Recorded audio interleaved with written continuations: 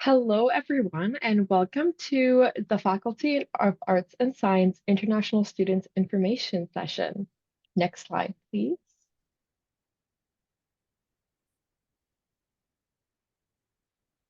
Sorry, 1 second. There you go. No worries. Oh, Amazing. Before we begin, I'd like to take a moment to acknowledge the history of the land on which Queen's University is located. As Canadians, we have a collective responsibility to recognize the injustices committed against Indigenous peoples who have lived on and cared for this land long before the arrival of European settlers. Queen's campus is situated on the traditional territory of the Anishinaabe and Haudenosaunee peoples. The Kingston area, originally known as Cataraqui, has been home to Indigenous communities for thousands of years and remains a place of significance and ongoing relationship for many Indigenous peoples today. As a student, I am grateful for the opportunity to live, work, and study on this uninvited guest on this territory. It's important to understand that Queen's, like many institutions in Canada, was established through colonial systems that displaced Indigenous communities. As a settler and a guest, I carry a responsibility to reflect on that history and to contribute to a more just, inclusive, and respectful future. If this is new to you or you'd like to learn more, I encourage you to explore the resources offered by the Office of Indigenous Initiatives and the Four Directions Indigenous Student Center, both online and on campus here at Queen's. Thank you for taking a moment to reflect with me. Now to introduce myself, my name is Nikki and I use she, her pronouns, and I am one of the peer ambassadors with SOAR this year. I am going into my 6th year of arts and science studying history. Hi everyone, my name is Simarjeet. I use he, him pronouns, and I am the other peer ambassador joining for this session. I'm an international student from India myself, going into my 4th year of sociology major and global development minor. Much like how Nikki mentioned earlier, this webinar is being recorded and will be available on the Student Experience Office website as well as the YouTube channel within the next few business days. If you have any questions or concerns during this webinar, use the Q&A box at the bottom of your screens, and we will get to them at the end of the presentation. And with that, I'm going to pass it to our amazing presenters for today. thank you so much. We really appreciate you taking the time to join us this morning or this evening or whatever time it is at home for you. So my name is Daralyn Auld, and I'm the Academic Advisor for International Students in the Faculty of Arts and Science. In addition to our wonderful team of peer ambassadors, I'm joined today by Catherine Villela, our Academic Advising Team Lead, and Risa Wang, one of our amazing International Ambassador teammates. We will also have a registration question and answer session via Zoom for Friday, July 18th, with both morning and afternoon sessions. So you can log into those. They're scheduled as a drop-in session, and it's a one-on-one with a member of our academic advising team. So you can join through the Student Experience Office SOAR website, and you'll have a chance to line up in our virtual queue and have all of your questions answered. And throughout the session, feel free to pop any questions that you have in the Q&A, and Catherine will be responding to those as we go. So the step one, we really encourage students to have a look at the Art and Science first year registration guide. This is really an important guide for registration. It's the roadmap that helps you learn all about registering for courses. There are links there to our campus maps, frequently asked question and answers, as well as, most importantly, the information about what courses you should take in first year, as well as videos that walk you through all of the steps to actually register for courses. So definitely do spend some time with that first year registration guide. So Everyone on the call has been admitted into a Bachelor of Arts, Science, or Computing honors program.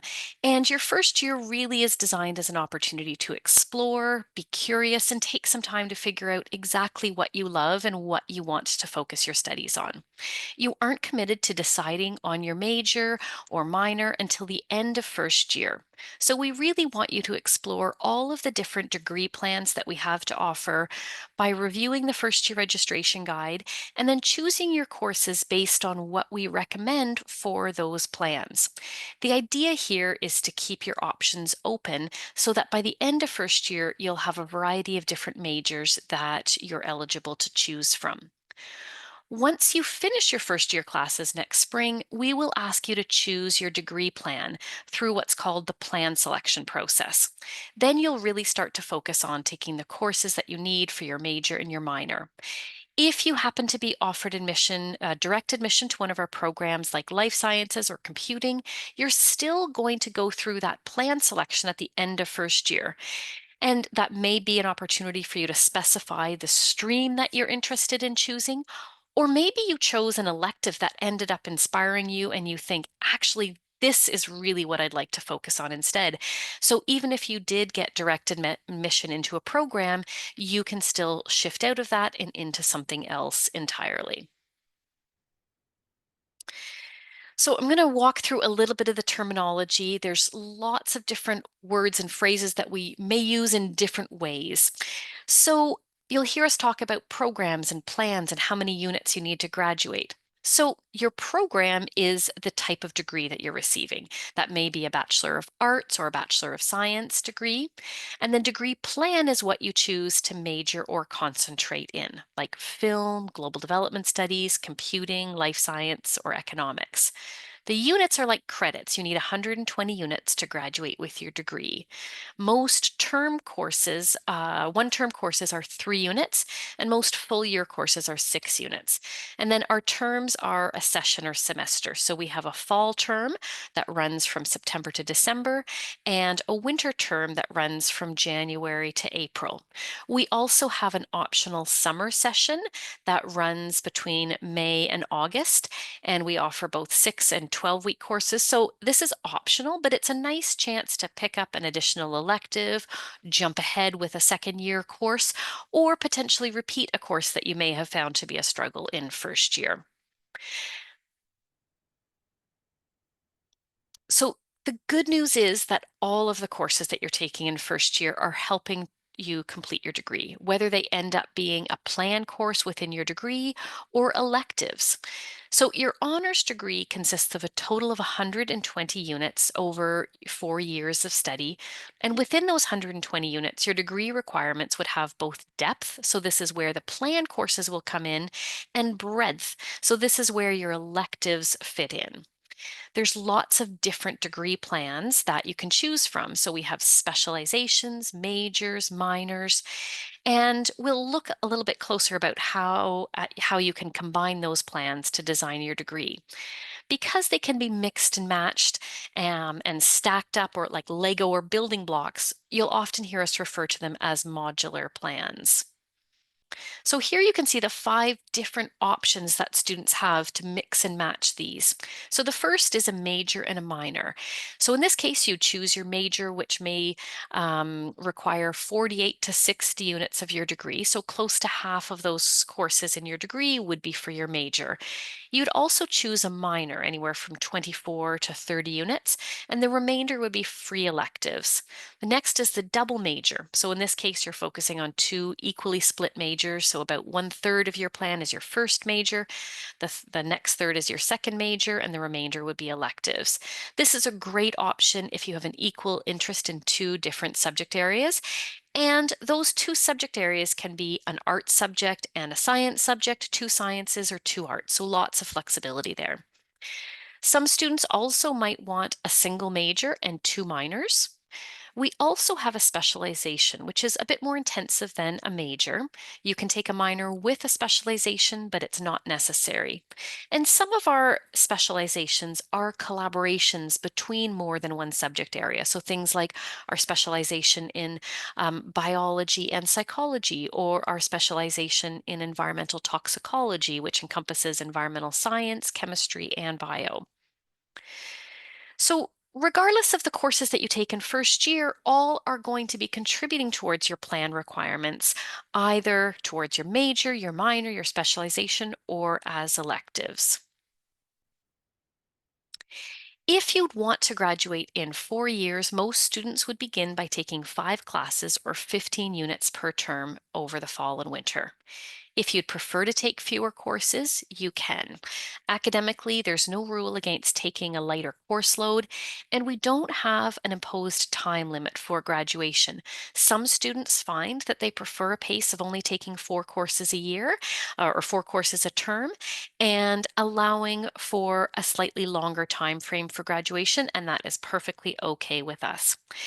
Taking 9 units per term or 3 classes per term is considered a full-time load according to the Faculty of Arts and Science. A word of caution around finances. So if you're receiving money from any source, whether those are awards, loans, scholarships, bursaries, or even some medical insurance plans, always check with the source to make sure that you're understanding what their rules and conditions are. If you do have questions about how a reduced course load might impact your study permit, your eligibility to work in Canada, or if you're applying for a postgraduate work permit in the future, we would recommend that you connect with our international student advisors at QUIC, or the Queen's University International Center. So when you go to the first year registration guide, you're going to find a list of all of the first year courses that we offer that you can take. It's important to remember that we give first year science students the first opportunity to register in science courses, and arts students have priority to arts courses. So we want to ensure that you have access to all of the courses you need to get into a degree plan of your choice. So if you're an art student that's interested in adding some of the science courses or vice versa, you'll have the opportunity to do that starting on Monday, July 29th at noon. So to determine which courses you can take in your first year, click on Choosing Your Courses. From there, you'll see a short checklist of all of the different program areas that we offer, and starting with reviewing the recommended courses by plan. So you want to take a look at all of the different options available, take a look at those degree plans, write down the recommended courses, and make sure to make note of the courses that are labeled Gateway. The Gateway essentially is the most important course for a particular degree plan. And that means that that course is what at the end of this academic year is going to determine your entrance into the major or minor. So using the example here, we have a student who's thinking about possibility of majoring in either computing or economics. So they should plan to take either Economics 110, which is a 6-unit full year course, or Econ 111 and 112. So those are 3 units or 1-term courses, as well as Math 127 or 128, or Math 121 or 120. So note that those math courses are not a gateway, but they are highly recommended. So students could still get into economics if they don't have that math course in first year, but a math course is required in some of those economics plans to graduate. If they want to also qualify for computing, students would take Computing 121 in the fall term alongside Computing 102, and then take 124 and Math 111 in the winter. You'll notice that we strongly urge students who don't have a solid foundation in computer programming to replace 121 with a course called CISC 101 in the fall term.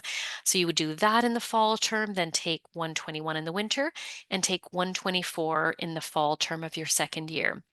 And a significant number of students who go into computing choose to go this route because it's really important to have a solid foundation in programming. On the computing website, they do have a really helpful self-assessment tool. And so if you look through that self-assessment tool at the content of CISC 121, if you walk through that quiz and think, this is easy, I could do this in just a few minutes, I know how to approach all of these problems, you're probably going to be just fine going into 121. If you're like me and look at this and think, I wouldn't even know where to start, you need to learn some programming language, and we'd really recommend starting with 101. So as I mentioned before, the entrance into your major or degree plans is going to be based on the successful completion of those gateway courses.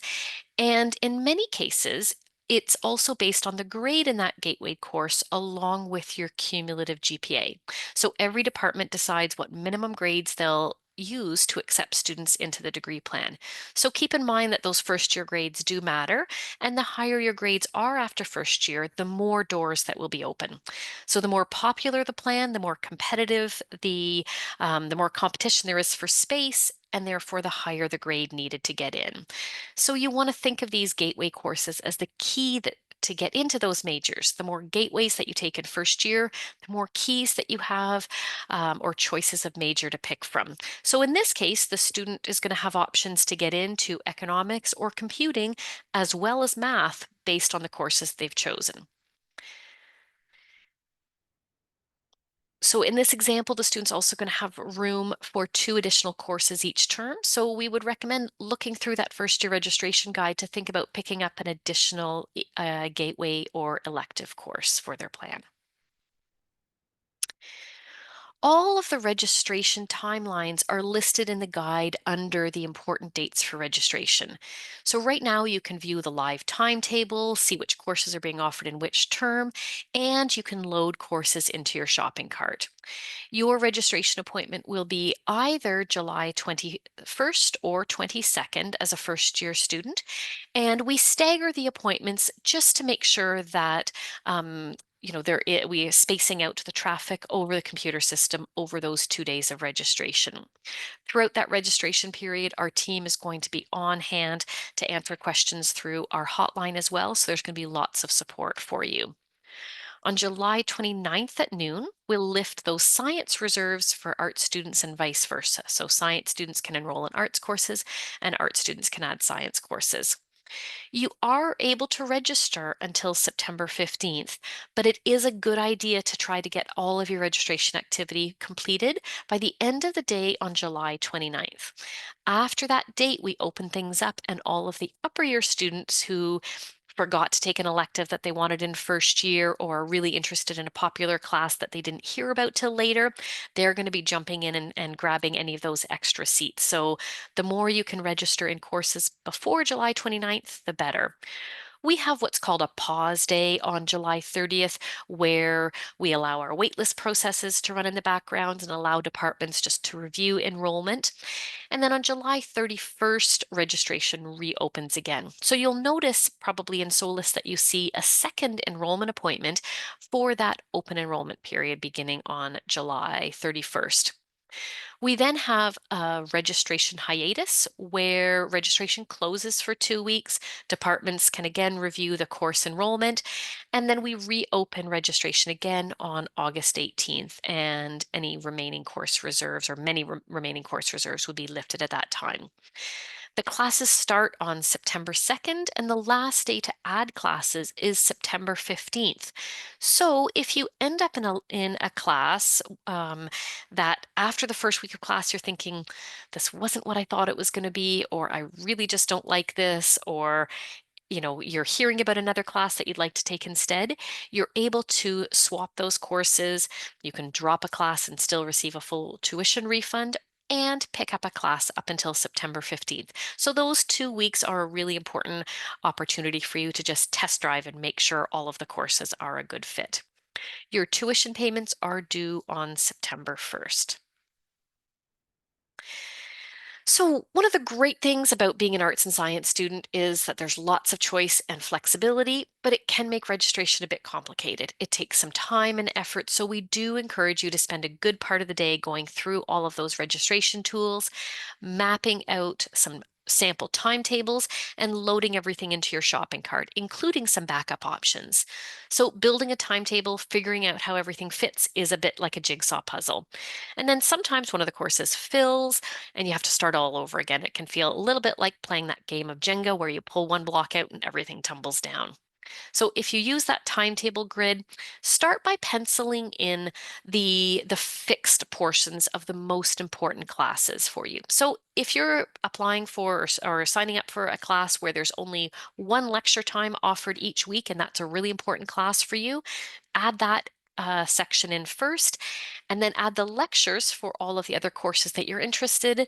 Then go back in and start adding those related components, because normally there's multiple sections for the labs and the tutorials. So make sure that you've got room and a conflict-free schedule for all of the components of a course. It might mean moving something around. Maybe you get to that last stage and realize, oh no, the lab for this course conflicts with the tutorial for a different class. So you've got to back up and start seeing what can be adjusted and what other decisions you might have to make. So you may need to move things around a few times. You might also, during registration, have to revise that as well, because sometimes what happens is certain sections of the class fill up. So don't be afraid to scroll all the way to the bottom of the list. Sometimes students enroll in the first available class that they can see on Solus. Other times, some of those early morning classes or late Friday afternoon classes fill a little bit more slowly. So make sure that you're looking through all of the different available options. And then adding those elective courses in last to your timetable, because those may not be as, aren't as important to your degree plan as what you're hoping to major or minor in. So full year courses have an A and a B suffix and do have to be scheduled at the same time for the entire academic year.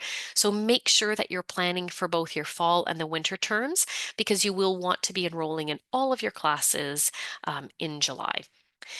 And plan for plan B. When those things fill up, it's a great idea to be able to make sure that you've got a few backup options. Some courses say TBA or to be announced and don't provide a location. Those are online sections of courses, which means they're asynchronous, and you could be doing the work for that course, watching the lecture online on a Wednesday morning, and another student might be doing that review on a Monday evening. Our online courses are asynchronous in that you can do that work each week at a time of day that suits you, but they're not completely self-directed. So you're still going to have quizzes that are required on a certain day. You're going to have assignments that have deadlines, and you are expected to keep a regular pace with the course throughout the entire year. Back-to-back classes are perfectly fine. We get a lot of questions from students thinking, I can't take, one class that goes from 11:30 to 12:30 and then another one from 12:30 to 1:30 in two separate buildings. The classes actually end 10 minutes. They end at 20 minutes after the hour. So you do have 10 minutes to go from A to B. The only time that that is not okay is if one of those classes is in Duncan MacArthur. Duncan MacArthur is on our West Campus. It's about a 20-minute walk to any of the other buildings. So you do want to make sure that you're building in a longer break if any of your classes are at Duncan MacArthur. Oops. Sorry, it doesn't want to sit on that slide. So what went wrong? Sometimes you get error message when you're trying to register. It may be that you get an error message saying you don't have a prerequisite. We see this sometimes with some of our first year computing courses when they're actually co-requisites. So if you wanted to take that Computing 121 class that we spoke about earlier, you have to first register in either CISC 102 or Math 112. So as long as you do that first and then sign up for 121, you'll be able to register for that. Solus will recognize that if you're registered for a class in the fall semester, that's a prerequisite for the winter, that you will have that component completed as long as you register first in the fall term courses and then go back to register in the winter courses. So make sure you're doing those fall registrations and then the winter registrations, and that will eliminate any of those requisite errors. Sometimes you'll also see a note that says this course is reserved and you don't meet the reserve capacity. You may see this for some of our online courses where we do have students that are enrolled in their entire degree through distance studies. So we hold a portion of the seats in those courses for distance students. Not all of the seats in online courses are 100% reserved for distance students, but if you're a first year student and you find that you're trying to enroll in something, it may be that the portion allocated for campus-based students has already filled up at that time. You also might find that you get an error message if you have a timetable conflict. Solus is not going to allow you to register in two classes that occur at exactly the same time. So you'll need to go back again and find a different time period for one of those courses. So move things around and see if you can make it work. If you see an error message that you don't think makes sense in any of those scenarios, take a screenshot of it and then call us on the registration hotline and we can help walk you through that problem. It's much easier to do that when we have the screenshot and can identify what the error message is. And a good rule of thumb to make sure when you're registering for courses or calling in for help, have your student number handy, have the specific section and course code so that we can help you as quickly and efficiently as possible. Um, Another common question that we get is, what about AP or IB or A-level courses? So if you took those courses before you became a Queen's student, you may be eligible for transfer credit. It's really important to make sure that you've ordered an official copy of your exam results directly from your examination body to be sent to our admissions office. So submit those requests through IBO or College Board, and our admissions team will review transfer credits and post those to Solus. That normally happens in late August. They do publish a chart on the admissions page so you can see exactly what credit you're going to get for the courses that you've completed.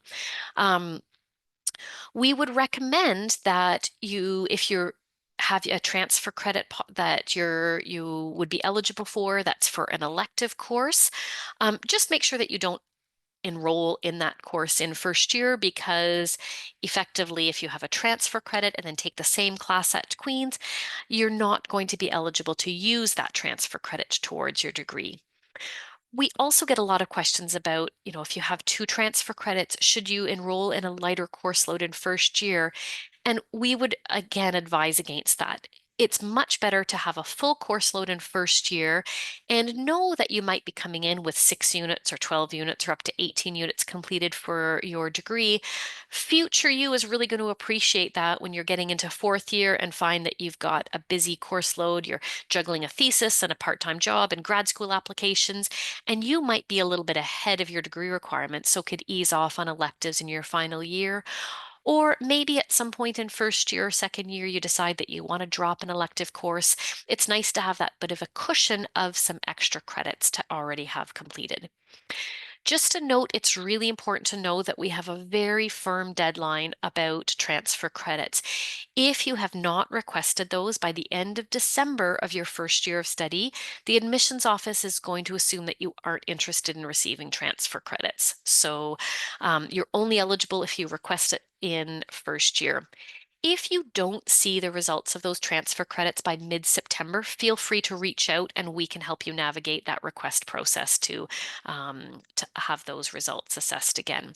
Similarly, if you've taken any previous university or courses from college, there is a form on the admissions website to request transfer credits. So our academic cycle, so I mentioned already classes begin September 2nd.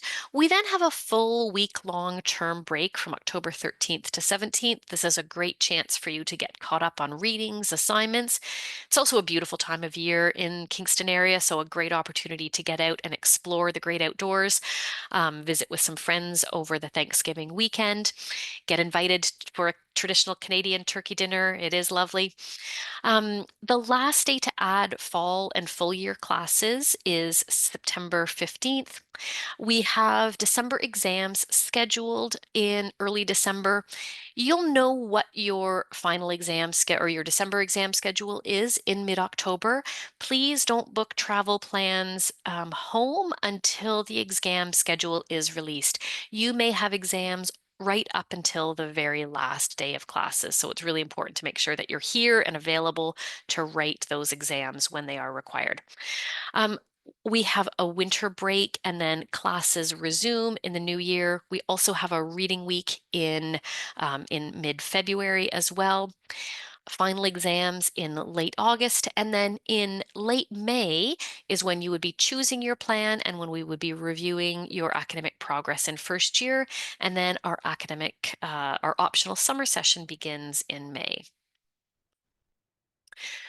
We would really encourage you, if you haven't already checked out Academics 101, this is an engaging mini class that you can take in the summer. It not only does it introduce you to a lot of the amazing supports that our Student Academic Success Services team provides, it also gives you an opportunity to do some goal setting for the upcoming year, to think about the things that you might need a bit of a refresher in to practice your writing skills. It's also a really great way to just test your familiarity with OnCue. So OnCue is the platform that we use at Queen's for almost all of your courses. So this is where you'd be checking the syllabus. This is where you'd be receiving your grades.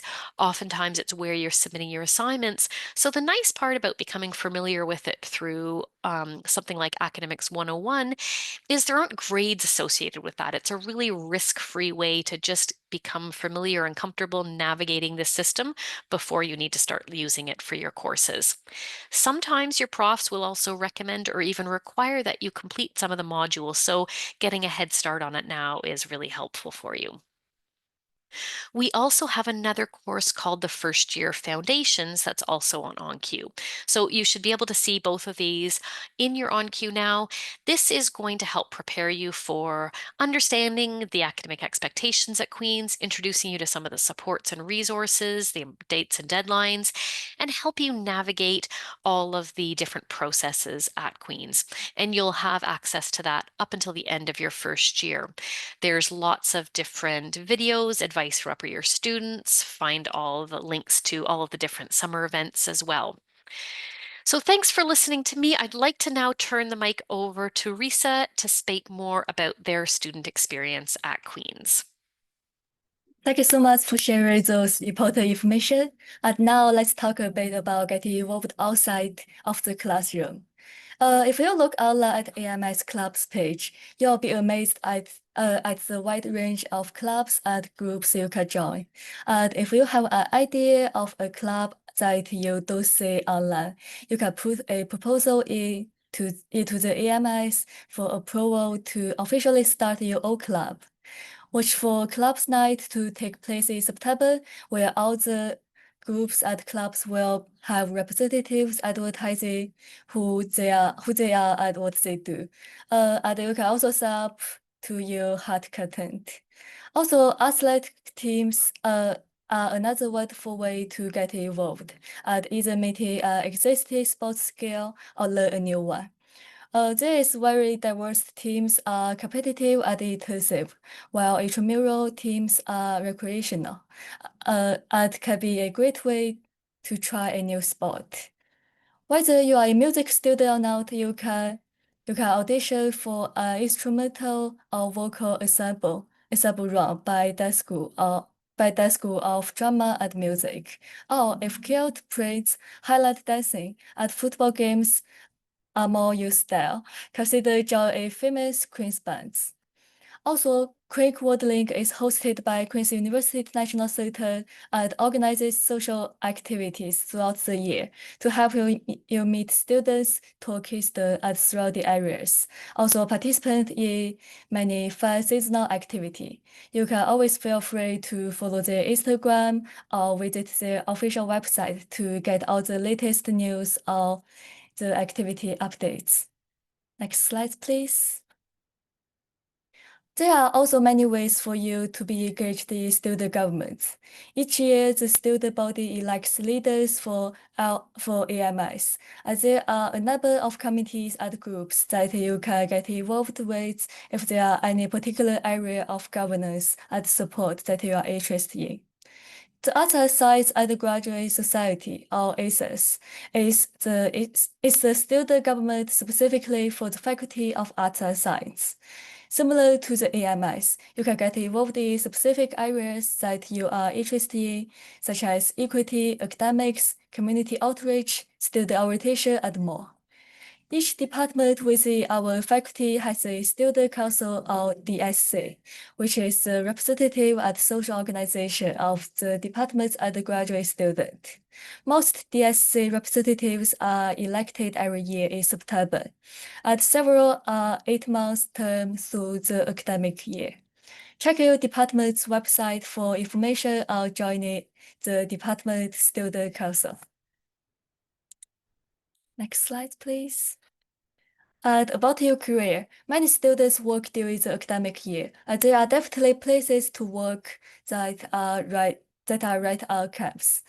Work study is a bursary program run through student awards, and students apply to receive the bursary, which, like other bursaries, is allocated based on financial needs. But unlike other bursaries, the funds are paid to students as an hourly wage, as they work at a campus job.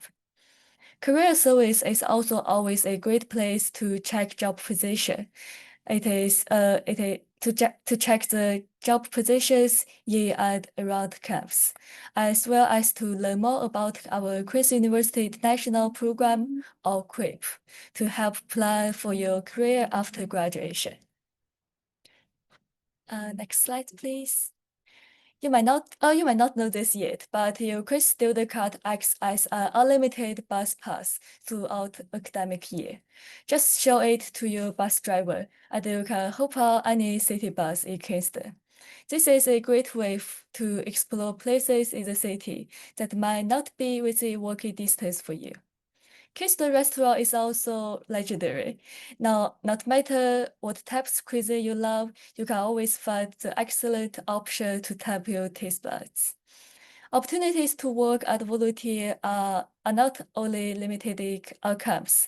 There are also many wonderful places to gain experience, earn money, or meet people within Kingston around the city.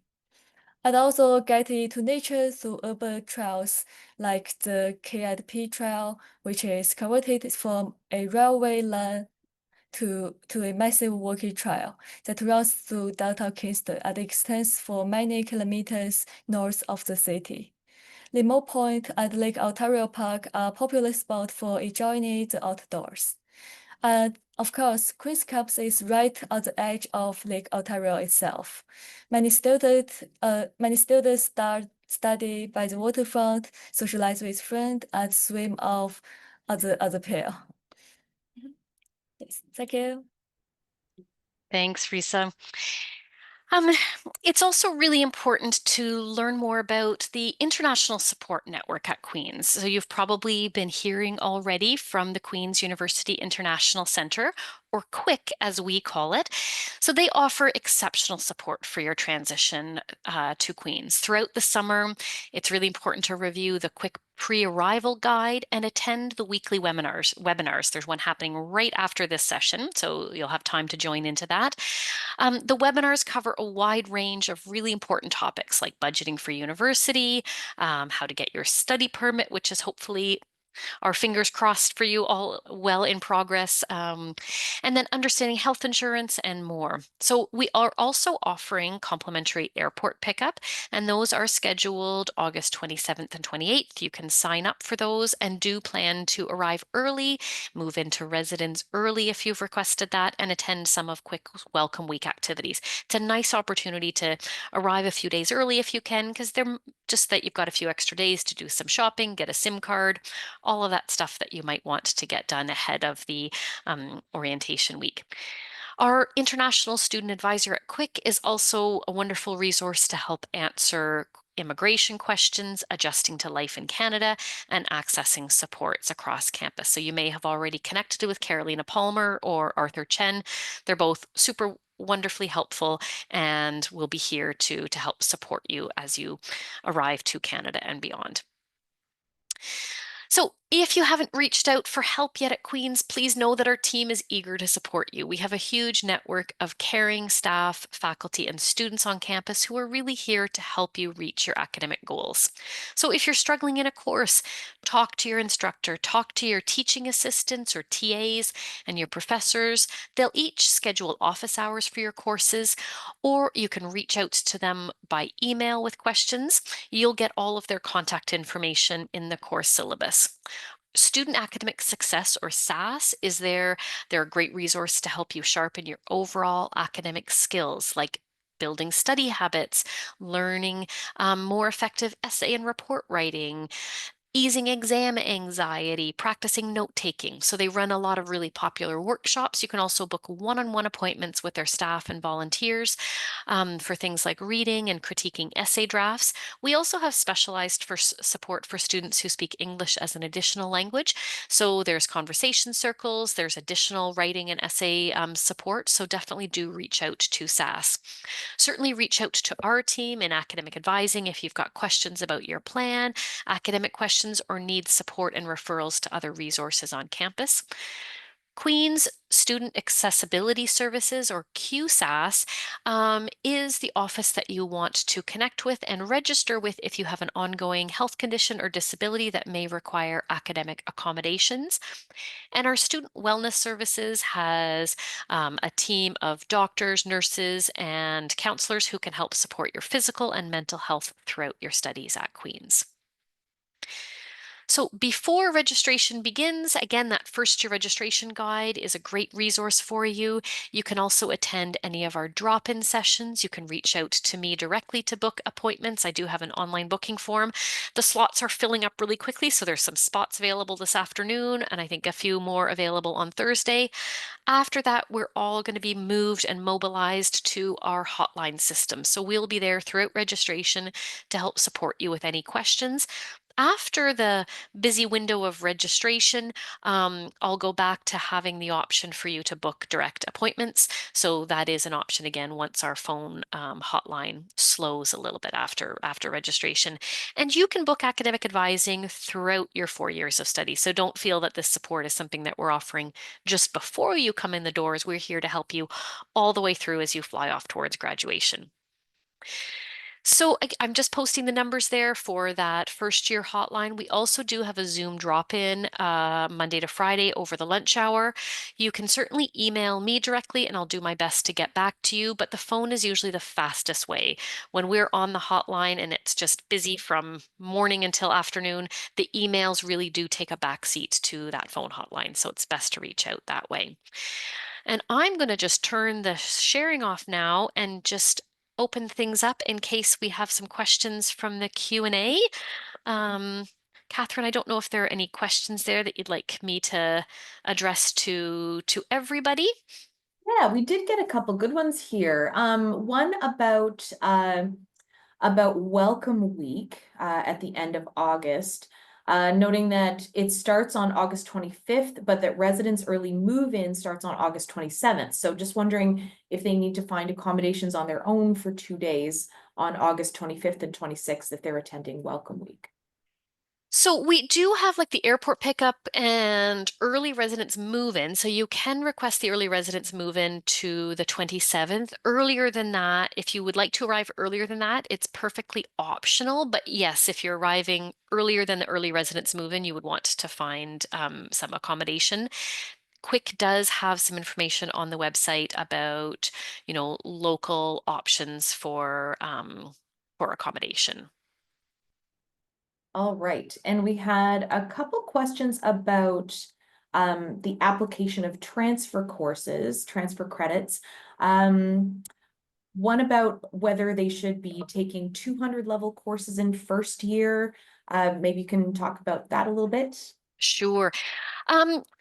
Yeah, that's a great question, and we get that question a lot. And our advice is don't jump into second year courses right away. Really, even though you may have the academic content from that particular course, Queen's is still a new institution.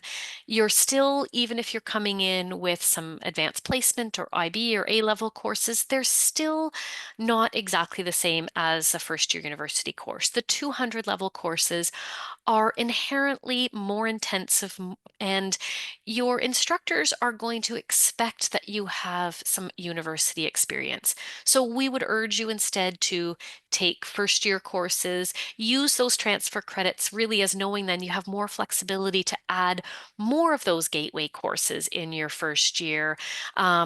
So yes, we would strongly advise against taking any of those 200 level courses. We often see that departments, in addition to requiring a particular course for as a prerequisite, will also require that we have, you'll see this in the academic calendar sometimes, a course may say level 2 required. And what this means is that you need to be a second year student or above in order to access those courses because they just, you know, they want to set you up for success and they want to make sure that you're ready to handle the workload expectations for a 200 level course. Yeah, absolutely. There also will be some plans, some departments that will want you to take that first year course, even if you've already gotten transfer credits for it. So if you wanted to go into psychology, for example, you would need to take that Psych 100 course from Queen. So yeah, if you have any questions about the specific transfer credits that you know you're getting, that's a great thing to ask the Office of Admission or an academic advisor about. Absolutely, yeah. And the admissions team does a great job of posting all of like the direct equivalencies online, so it is easy for you to check to see what you will get for the transfer credits and know that some credits are just not transferable. Even in those cases when those aren't transferable, know that they're still helpful, they're still preparing you for success in first year. Right. And then the other question that we just got in is a bit more detailed about registration, but probably something that multiple students might come up against. I'll be taking CISC 121 in the fall, but when I try and validate 124 in the winter, I get an error saying that I don't meet the prerequisite. I deleted and re-added both classes, adding 121 first, but the problem persists. What's going on? Yeah. So the validate feature on the shopping cart is really great at identifying timetable conflicts. It can help identify glitches. It's not quite as clever as the actual real live registration SOLAS is when it comes to acknowledging a prerequisite from a fall term. So it really is just a glitch that you would see during the shopping cart that will not play out during registration. So as long as the way that you're registering for those courses, you would first add, we talked about CISC 102 or Math 112 in the fall term before you add CISC 121 in the fall term. And as long as you do that first, you'd then be able to register in CISC 124 in the winter. So that is a known shopping cart glitch that sometimes it just doesn't like that fall prerequisite, but SOLAS will allow you to do it. It's going to work once you try and add. It's going to work once you try it. And a question about gateway courses. Do we need to take all the gateway courses for the subjects that we might major or minor in? Yes, ideally, if you would like to get into that plan. So if you were looking at, say, biology and it says the gateway is bio 102 and 103, yes, you want to take both of those courses. So ideally, yes, you want to take. Now, if you want gateways for 10 different subjects, at some point, not everything is possible, but future you might still be able to add a minor. We do have, we talked about that plan selection at the end of first year. For upper year students, we also have something that runs at the same time each year in May called Plan Change. So if you had all of those doors open, you took 10 gateway courses, you picked a major, you picked a minor, and then you get into second year and you think, oh, I've taken this other class as an elective, but oh my gosh, I never knew that film was really what I want to study. The good news is you can still request to add that during plan change in second year.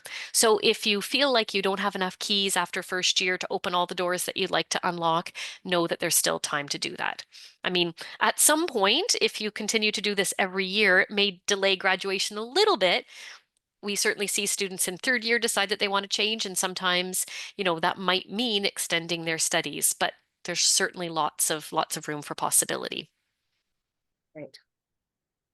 Okay, I think that is everything that we had come in, unless there's if anyone's sort of holding a question in and you want to type it into the Q&A, now is your big chance.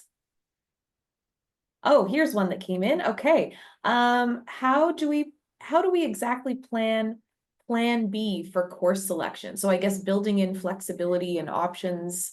Yeah. So, I mean, I think some of that comes down to just having a few versions of the timetable that might work. So, let's say your ideal timetable is you are an early morning person.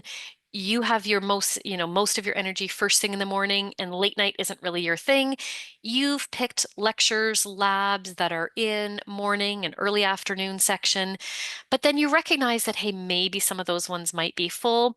You do a second sort of skeleton timetable or sample timetable that has a few different options. So maybe it's your second choice of a lecture day and time. Maybe it's your third choice of an elective.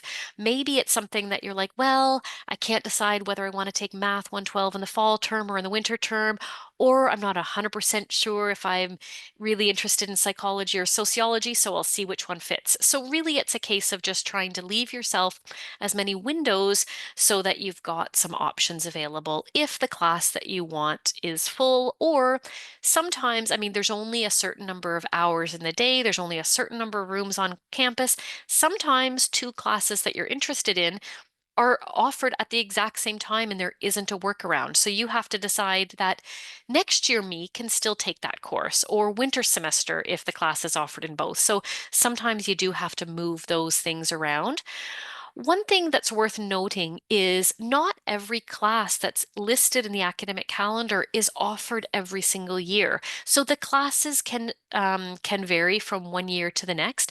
Sometimes departments offer smaller courses on kind of a rotational basis, so they may be offered every other year. So know that the academic calendar really is a fluid document, and just because something is offered 4 p.m. on Wednesday this year doesn't mean that next year it might not work for you. I really like the encouragement to think about future you because you will have lots of years to take things. I think for plan B too, that can also come into thinking about maybe deciding between taking a course that could be a gateway for something that you're not maybe sure about versus taking something that's a true elective that doesn't open any gateways. If possible, it's really, really good to lean into those gateway courses as much as you can. Hmm. Okay, one more. I think we've got time. Okay. Oh, I want to ask this question to the international peer ambassadors. Was it difficult for you to adjust to Queen's in the first year? This is going to be the first year that I'm going to live in Canada, so I'm worried. So yes, thank you for expressing that.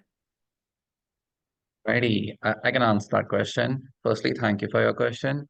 I will say that to be very transparent, it does take like a big effort to get involved in the community and find your people. But once you do, it's really, really rewarding. When I came to Canada, it was my first time as well. It was my first time leaving my home country altogether. So the cultural shock, the language barriers, and just a lot of different components, they all were there to like challenge me and make sure that I'm always on my toes. But because I was able to attend similar virtual programming before I came, I knew that I have support. So Darlene here has known me since before first year. And much like Risa, I also used to work at the International Center last year. And before that, I used to show up to the Queen's University International Center for their events. So I would just be an attendee. That's was my gateway to making friends and learning more about the culture that I am surrounding myself with. So to just like sum it up, I would say that it does take effort. There is an obstacle there, but it's not impossible at all. If anything, it's a great way to test your morale, and it's a great way to also have some fond memories about like some things like you attended because you yourself wanted to put yourself out of your comfort zone. So going to like a tote bag painting event done by the resident society or showing up to a hike trip done by the Queen's University International Center.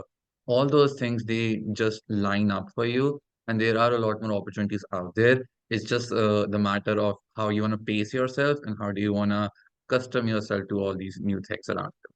I hope that answers your question.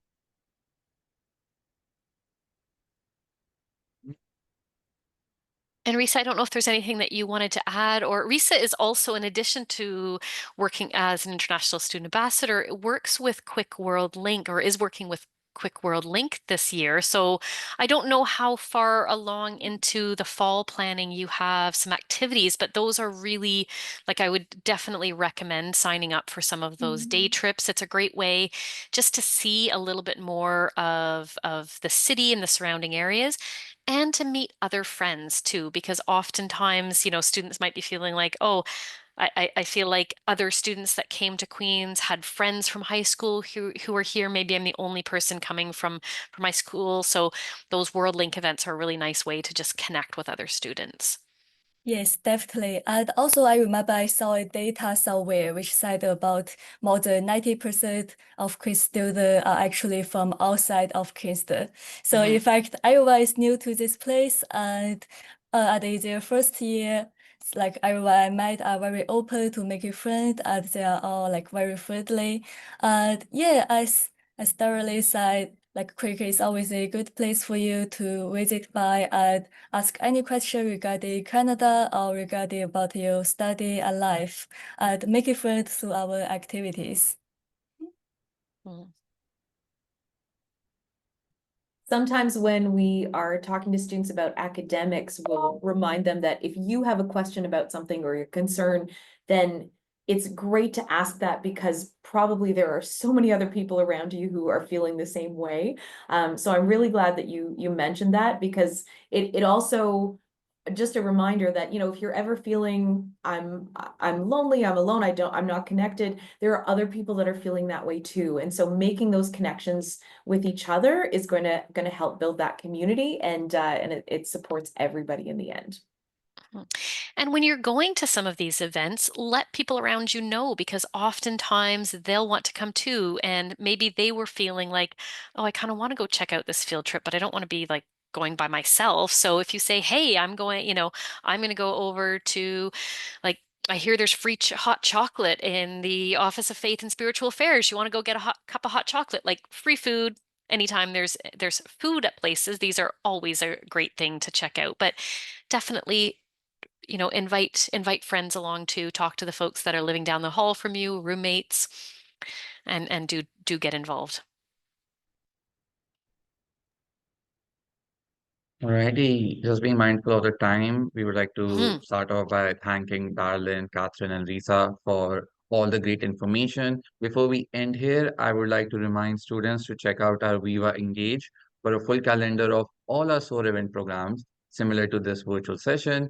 And don't forget that we have virtual socials every Saturday in July, and you can schedule one-on-one small group coffee chats with us, your student peer ambassadors. So much like Nikki and me, we have a wonderful team of 10 other peer ambassadors.